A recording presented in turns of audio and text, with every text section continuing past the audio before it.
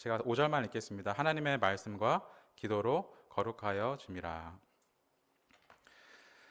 예, 그 미래의 창이라고 하는 그 출판사에서 나온 그 작년도 말에 나온 책인데요. 2024 트렌드 코리아라는 제목의 책이 있습니다. 이 책은 올해 우리가 맞이한 2024년도 한 해 동안에 우리 한국 사회에 어떤 새로운 핵심 트렌드 10가지를 정의하고 제시하고 그것에 대해서 설명하는 책입니다. 그래서 MZ세대가 우리 앞에도 MZ세대가 있지만 이제 MZ세대가 사회의 핵심 주체로 등장하고 있는 이 변화된 시대의 모습을 너무나 또 재미있게 보여주는 책입니다. 저도 마찬가지지만 우리 기성세대가 한번 읽으면 굉장히 새롭고 굉장히 재미있게 읽을 수 있을 것 같은데요. 근데 그 책의 부제가 활용점정입니다. 활용점정이란 말은 용을 그릴 때 용의 모든 부분을 다 이제 그리고 나서 마지막에 가장 핵심이 되는 핵심이 어디일까요, 여러분? 용을 그릴 때 가장 핵심이 어디일까요, 여러분? 마지막에 용의 눈을 붓으로 찍습니다. 그렇게 그림을 완성한다는 뜻이 활용점정이에요. 여러분, 왜 이 책의 부제가 활용점정일까요? 여러분도 지금 우리 사회의 가장 핵심 이슈가 되는 것이 AI라는 것을 아마 다 아실 것입니다. AI가 사람이 할 수 있는 모든 것을 이제 조금 이제 차지해 가고 있어요. 그래서 이런 식으로 가다가는 뭐 직업이고 여러 가지 분야에서 이제 AI에게 다 우리 사람의 어떤 영역을 다 빼앗기는 거 아닌가라고 하는 그 위기감이 사실 각 산업마다 있는 것이 사실입니다. 그런데 이 책은 그럼에도 AI가 사람을 대체할 수 없는 부분이 있다는 거예요. 여전히 사람만이 할 수 있는 부분인데 그것은 바로 인간의 창의적인 사고 그리고 자신을 돌아볼 줄 아는 메타 인지가 바로 그것이라고 하는 것입니다. 그러면 아무리 AI가 모든 일을 다 해낸다고 해도 그 일의 마지막 그 결과물의 퀄리티, 그 결과물의 완성도를 결정하는 것은 그 마지막 단계에서 이루어지는 휴먼 터치, 그러니까 그 일을 종합하고 마무리하는 그 사람의 그 작업에 그 완성도가 달려 있다는 것입니다. 그래서 이 책은 AI 시대에 사람이 살아남기 위해서 인간만이 가진 능력, 사색과 해석하는 능력, 이 두 가지를 더욱더 개발하고 여기에 초점을 두어야 이 AI 시대에도 사람이 비상할 수 있다는 것을 제안하고 있습니다. 그러니까 여러분, 최첨단 현대 시대를 살아가는 사실 저와 여러분에게 굉장히 중요한 내용이 될 수가 있는 것 같아요. 근데 여러분, 이제 이 주제를 이제 우리가 이 예배 가운데 이 그리스도인 성도의 삶에 우리가 그것을 적용한다면 이 세속의 영역에서 활용점정이 뭐라 그랬죠? 사람이 초점을 맞춰야 될 것이 뭐라고 말씀드렸어요? 사색과 해석하는 능력이에요. 그러니까 여러분, 세속의 영역에서 이 사람이 사색과 해석 능력에 초점을 맞춰야 한다면 하나님과 영적인 관계를 맺고 있는 저와 여러분 성도가 올 한 해 2024년도에 우리가 초점을 둬야 하는 그 용의 눈, 활용점정은 그것은 무엇일까요? 다시 말하면 올해 2024년도 성도인 우리가 용과 같이 비상하기 위해서 우리는 어디에 초점을 두고 전력해야 하는 것일까요? 아마 센스가 있는 분은 다 아실 것 같아요. 두 가지가 뭐일까요? 하나님의 말씀과 기도입니다. 그래서 오늘 우리가 읽은 본문의 이야기를 잠깐 먼저 살펴보면 초대교회 안에 그 잘못된 이단적인 생각을 가진 사람들이 있었습니다. 영지주의자라고 하는 사람들이에요. 이들의 주장은 육적인 것은 무조건 악하고 영적인 것만 선하다는 생각을 가지고 있어요. 그래서 이들은 극단적인 금욕을 주장하면서 오늘 본문의 3절 위에 보시면 혼인을 금하고 어떤 음식물을 먹지 말라라고 가르치는 사람들입니다. 그러니까 아마 영지주의자들은 이 땅에 있는 물질 그리고 제도들이 사람을 더욱더 세속화한다고 생각하는 것 같아요. 예를 들면 결혼을 하면 뭐 배우자나 처자식에 대해 모든 관심이 길어지기 때문에 무엇을 먹을까, 무엇을 마실까 걱정과 근심만 늘게 되기 때문에 악하다고 나쁜 것이라고 생각하는 것 같아요. 그리고 음식을 먹는 것에 대해서 음식을 먹으면 막 게으러지고 나태해지고 자고 싶고, 그래서 영적인 유익을 주지 못한다고 그래서 부정적으로 생각을 하는 것입니다. 근데 여러분, 이에 대해서 사도 바울의 대답을 우리가 보면 4절과 5절을 제가 다시 한번 읽어볼게요. 하나님께서 지으신 모든 것이 선함에 감사함으로 받으면 버릴 것이 없나니 하나님의 말씀과 기도로 거룩하여 짐이라 라고 말합니다. 여기서 하나님의 말씀과 기도는 사실 우리가 일반적으로 말하는 성경 말씀 그리고 기도, 사실 그것은 아니에요. 예를 들면 식사를 하기 전에 하나님께 감사하며 나누는 어떤 그 자리에 맞는 성경 말씀, 그리고 식사 기도, 사실 그 어떤 좀 더 디테일한 내용을 말하는 것입니다. 그러니까 식사 전에 말씀을 읽고 기도함으로 하나님께 감사함으로 식사를 한다면 그 음식은 하나님께서 성도에게 주시는 일용할 양식이 되고 성도가 하나님께 감사하는 예배의 기회가 된다는 것입니다.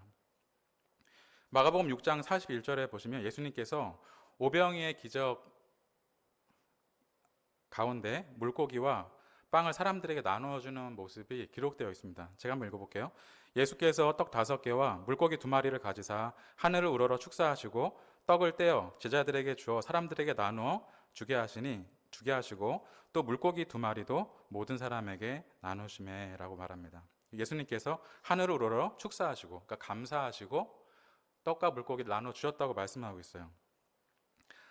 여러분, 우리가 그 장면을 생각할 때 예수님께서 그렇게 기도를 통해서 그 음식을 나눠 준, 그리고 그 음식을 먹은 그 사람들이 그 음식을 먹고 이제 집에 돌아가서는 그 음식의 힘으로 뭐 죄를 짓거나 범죄를 저지르거나, 여러분, 우리는 그런 모습을 사실 상상하기 어렵죠.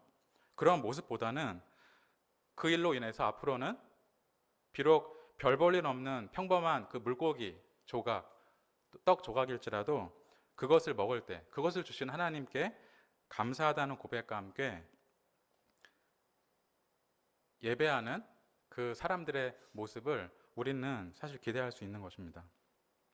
그럼 이것을 우리의 삶에 일반적으로 적용하면 어떻게 우리가 생각할 수 있을까요? 성도의 매일에 반복되는 평범한 일상들이, 그러니까 우리가 매일 아침에 일어나서 또 자는 그 사이의 모든 아주 평범한 매일 반복되는 그 일상들이 하나님의 말씀과 기도로 인해서 평범하고 세속적인 것이 아니라 거룩해지고 또 하나님의 섭리 안에서 매우 특별해질 수 있다는 거예요. 일상적인 우리의 삶의 그 순간들이 하나님의 말씀과 기도를 통해서 거룩해지고 또 어떨 때는 굉장히 특별한 어떤 영적인 사건이 될 수 있다는 것입니다. 먼저 하나님의 말씀입니다. 전에 한번 말씀드린 적이 있는데요. 하영록이라고 하는 미국에 거주하는 한국 분이 계십니다. 오래전에 심장에 큰 병이 있어서 병원에 입원을 하게 됐어요. 근데 오랜만에 성경을 읽지 않다가 오랜만에 성경을 통독하게 됐어요. 병원에 입원할 때 여러분 그런 일 자주 하잖아요. 안 읽던 성경을 집어들고 심심하니까 신약부터 창세기부터 읽어 나갑니다. 근데 통독하였을 때 그때 그분에게 개인적으로 강력하게 주어진 말씀이 있어요. 그 메시지는 뭐냐면 내 이웃을 내 몸과 같이 사랑하라는 말씀이에요. 근데 그 말씀이 너무나 자신에게 강력하게 주어졌기 때문에 그분은 그 말씀이 삶의 목표가 되었어요. 그래서 그분은 이 모토를 개인의 삶의 영역뿐만 아니라 비즈니스 현장에서도 적용했어요. 그래서 심지어 거래처나 경쟁사도 이웃으로 바라보면서 어떨 때는 막대한 경제적인 손해를 감수하면서 섬기는 비즈니스를 시작했다는 것입니다. 그래서 여러분, 그분이 운영하는 회사는 지금은 세계에서 5손가락 안에 드는 주차, 건축 회사가 되었어요. 이번 성경에 보시면 구약의 요시야 왕이라는 그 왕이 있습니다. 그는 남유다의 왕이었어요. 근데 그 이전의 왕인 므낫세, 아주 악한 왕이 그 나라에 있는 성경을 다 불태워버렸어요. 모세 오경이겠죠. 그런데 hil기야라는 신하가 성전을 수리하다가 귀퉁이에 숨어있는 한 권의 책을 발견한 것입니다. 그리고 그 책을 성경책이었어요. 그 성경을 읽으면서 그 요시아 왕은 하나님을 만났어요. 그리고 이스라엘 전체를 말씀으로 개혁했어요. 나라의 모든 제도와 모든 영역을 하나님의 말씀에 비추어서 다 새롭게 변화시키고 개혁한 것입니다. 이와 같이 하나님의 말씀은 우리의 삶을 변화시키는 능력의 말씀입니다. 디모데후서 3장 16절 말씀을 읽어보겠습니다. 모든 성경은 하나님의 감동으로 된 것으로 교훈과 책망과 바르게 함과 의로 교육하기에 유익하니 이는 하나님의 사람으로 온전하게 하며 모든 선한 일을 행할 능력을 갖추게 하려 함이라라고 말씀합니다. 여러분, 성경에는 우리가 기억하고 붙잡고 살아야 할 수많은 말씀들이 있습니다. 여러분, 송구영 신예배 때 뽑으신 말씀 기억나시나요? 아마 여러분 성경책에 지금 있나요? 아마 여러분 그 말씀을 뽑으셨을 때 그 말씀을 보시면서 내 말씀은 별게 아니네. 나랑 전혀 상관없는 말씀이네. 아마 여러분 중에 그렇게 생각되신 분은 단 하나도 한 분도 안 계실 거예요. 아마 모두 다 나에게 정말 맞는 말씀이네. 어떻게 나에게 딱 맞는 말씀이지? 한 해 동안 정말 내가 기억하고 간직하고 살아야 할 말씀이구나. 아마 다 그렇게 생각하셨을 거예요. 그런데 여러분, 교회에서 준비한 그 말씀 카드는 200개입니다. 200개가 다 다른 말씀이에요. 제가 만약에 목사님이 더 준비해라 그래서 300개를 준비했다면 아마 그것도 다 다른 말씀이었을 거예요.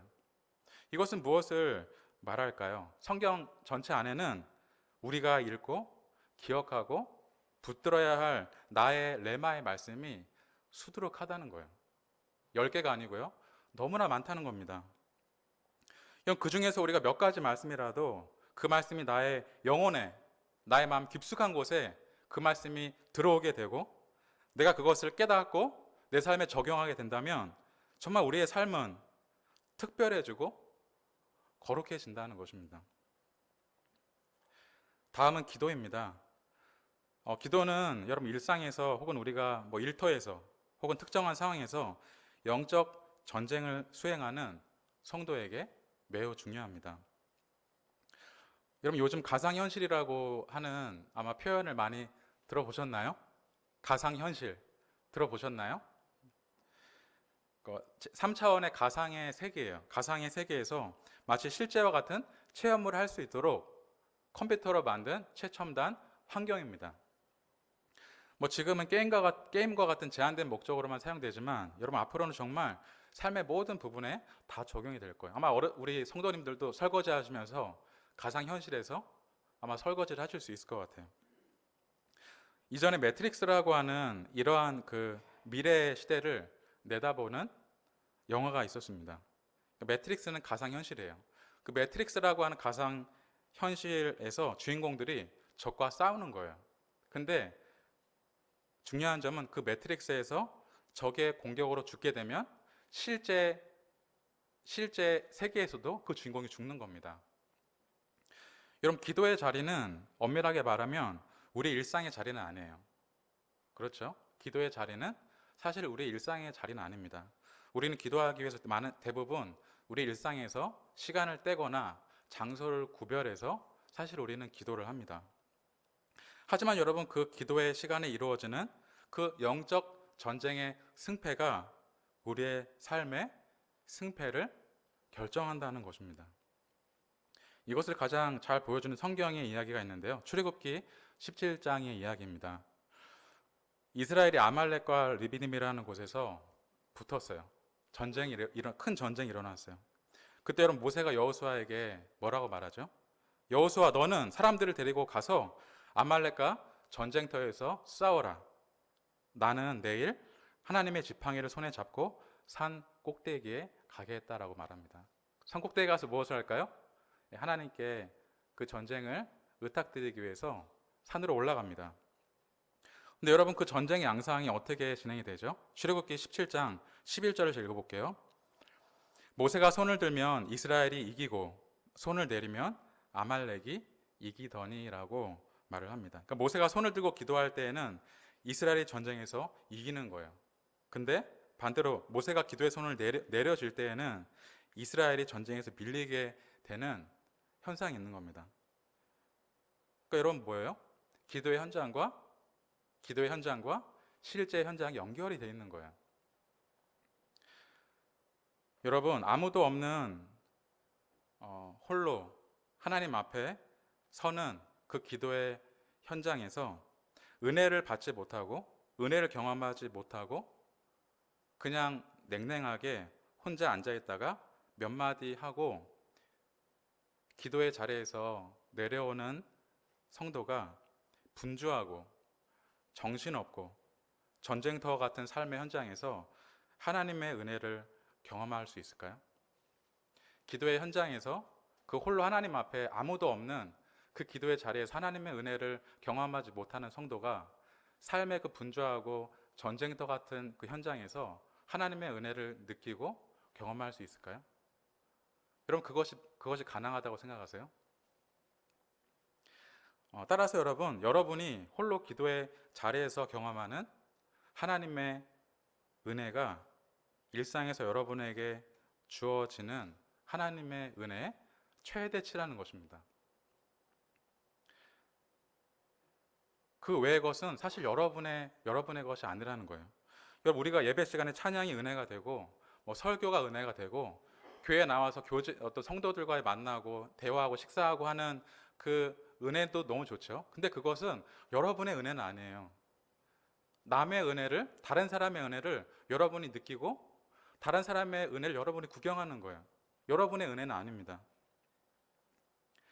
여러분에게 주어진 은혜는 여러분이 홀로 기도의 자리에서 기도하면서 받는 은혜예요. 따라서 여러분, 우리는 우리의 기도의 그 자리에서 야곱과 같이 하나님과 씨름을 해야 하는 것입니다. 기도의 현장에서 하나님의 임재와 하나님의 은혜를 영적으로 경험해야 우리의 평범한 일상이 거룩해지고 특별해진다는 것이에요. 물론 여러분, 우리가 기도할 때마다 우리가 기도해야지, 기도할 때마다 영적인 은혜가 주어지는 것은 아닙니다. 혹시 여러분 가운데 기도할 때마다 은혜가 막 주어지는 분이 계세요? 지금 너무 부러울 것 같아요. 여러분, 그래서 기도의 자리를 포기하고 그만두는 분들이 계시죠? 내가 다음 달에 내가 기도 한번 해봐야지. 근데 한 달 동안 은혜가 주어지지 않아. 그래서 내가 시간도 내고 장소도 내서 결단도 해서 자리에 앉았는데 한 달 동안 은혜가 없네. 그만둬야지 하고서 아마 그 결심을 포기한 분들이 아마 적지 않을 것 같습니다. 이것은 성경을 읽을 때도 사실 마찬가지죠. 그런데 여러분, 우리가 기도할 때마다 은혜가 주어지지 않더라도, 그러니까 우리가 기도의 자리에 앉았을 때마다 은혜가 주어지지 않더라도 비록 가끔이지만 하늘로부터 은혜가 주어질 때, 여러분 정말 그것은 성경에서 말하는 세상이 줄 수 없는, 하늘로부터 하나님께서 우리의 마음에 주시는 놀라운 큰 기쁨인 것입니다.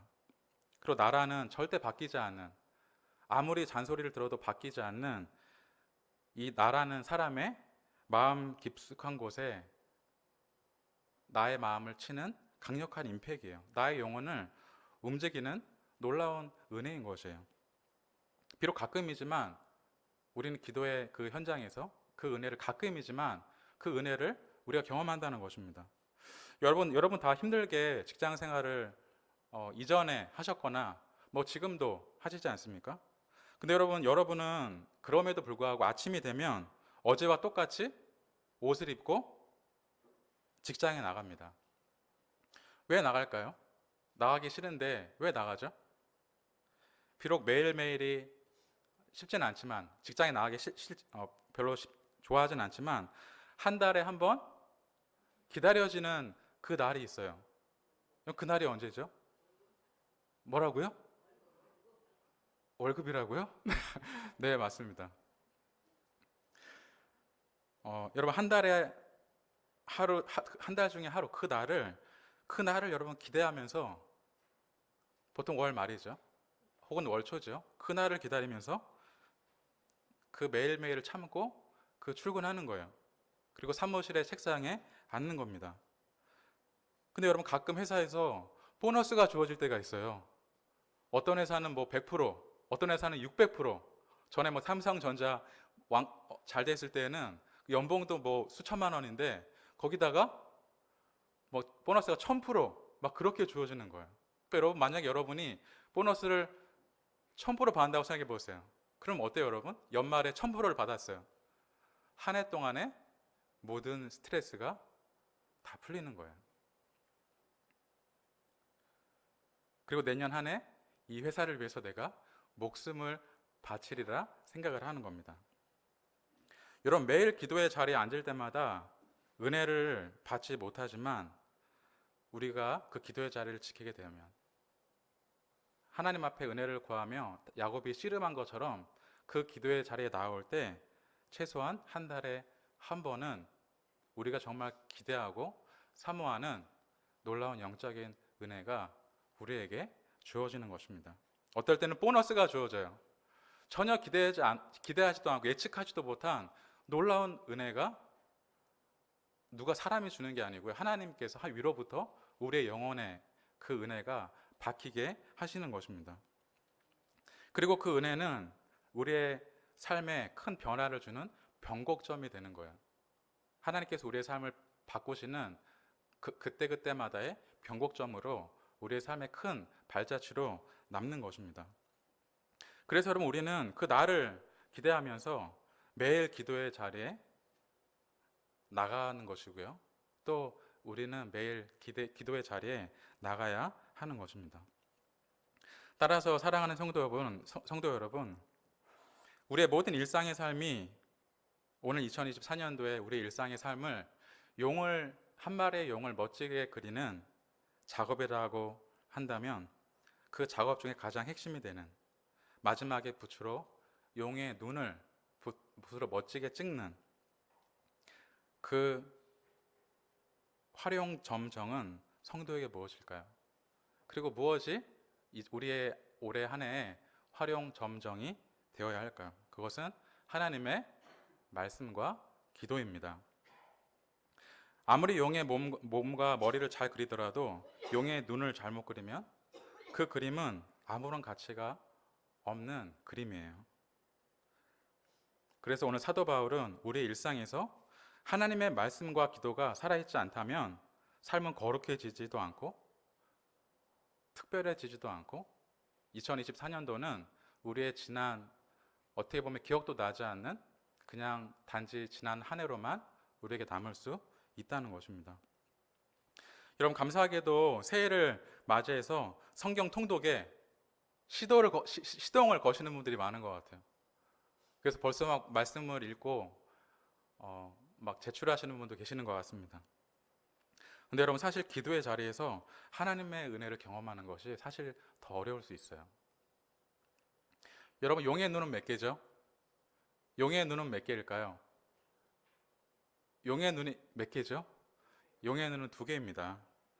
그러니까 여러분, 말씀과 기도 이 둘 중에 하나만 몰두하지 마시고요, 말씀과 기도 안에서 승리하심으로 올 2024년도 한 해가 여러분의 생애에서 활용 점정의 해, 특별한 은혜의 해가 되시기를 주님의 이름으로 축복합니다. 기도하겠습니다.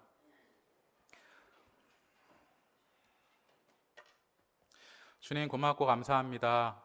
하나님의 말씀과 기도로 거룩하여 짐이라. 하나님, 감사합니다. 우리에게 2024년 한 해를 주셨고 또 많은 분들이 성경을 읽고 계신데, 하나님께서 우리의 삶에 두신 그 특별한 계획들을 우리가 기억하고 하나님의 말씀과 기도로 승부하는 2024년도가 되기를 원합니다. 주님, 우리가 말씀을 읽을 때, 기도의 자리에 앉을 때 우리에게 은혜를 허락하여 주시고, 그 은혜가 또 우리가 다시 성경을 펼치고 다시 기도의 자리에 앉는 놀라운 삶의 동기부여가 될 수 있도록 인도하여 주옵소서. 모든 삶의, 우리 성도들의 삶이 활용 점점의 해가 되기를 원합니다. 놀라운 은혜의 해가 될 수 있도록 하나님, 우리 교회 전체에 기름 부어 주옵소서. 예수님의 이름으로 기도합니다. 찬송가 540장 부르시고요, 담임 목사님 축도로 주일